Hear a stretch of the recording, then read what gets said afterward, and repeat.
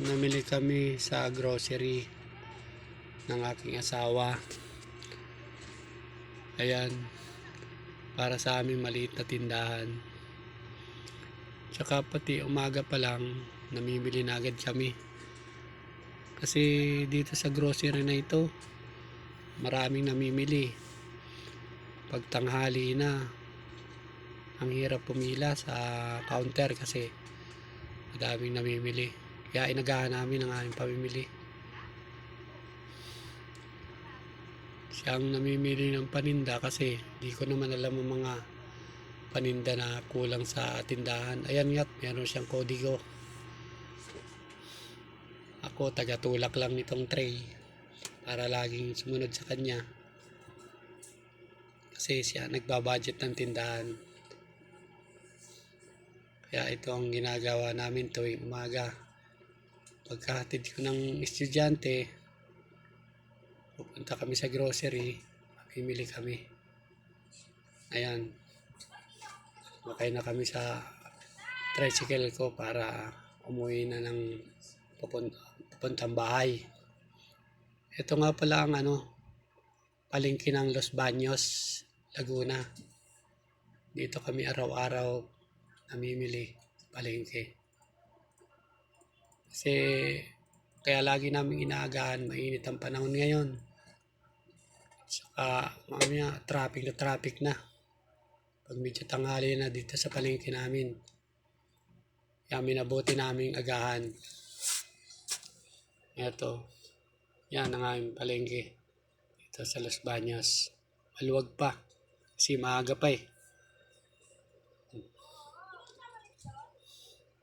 Ako ang nagdadrive. Yung misis ko laging namamalingki. Punta kay Gina.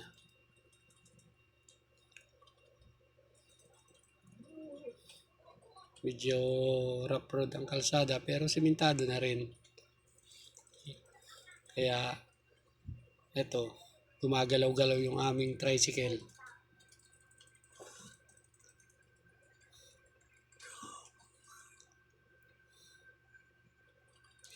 Yan, dito na kami sa may sa may tabing Riles.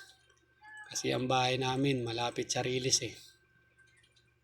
Dito na kami nagtayo ng tindahan na maliit na pagkakakitaan. Kasi hindi na ako nagtatrabaho eh. Kaya nagtayo kami ng maliit na negosyo para may pagkukunan ng kakainin sa araw-araw. Kahit papaano, nakakaraos din naman. Ito aming tindahan ng bubong ay kulay green. Nandito na lang kami. Papabuhat ko na ito sa anak ko pag tulog pa dito sa pamangking ko. Ayan ang asawa ko, yun. Ayan ang pamangking ko, nagbubuhat. Yan, sarado pa nga ang tindahan namin, may nag-aabang ng bibili.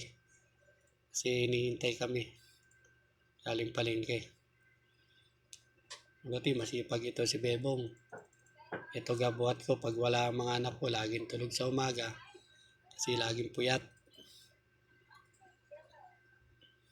Kaya mabait din itong batang ito eh. Kahit pa paano nakakatulong sa akin. Ayun na yung isa. Pumasok na sa may pintuan namin. Hindi na nakatiis. Ito sinasakyan namin sa pamalingkin tricycle ko. Para hindi na kami gumagastos sa pamasahe kasi mahal ang pamasahe. Yan, papasok na ako ng bahay para mag-ayos ng mga paninda. Ito, maliit lang ang aming bahay. Yan, ang anak ko na panganay. Sa cellphone. Ito, medyo malisikip. Ito lang ang aming tindahan, maliit. Pero marami. Salamat po sa panonood.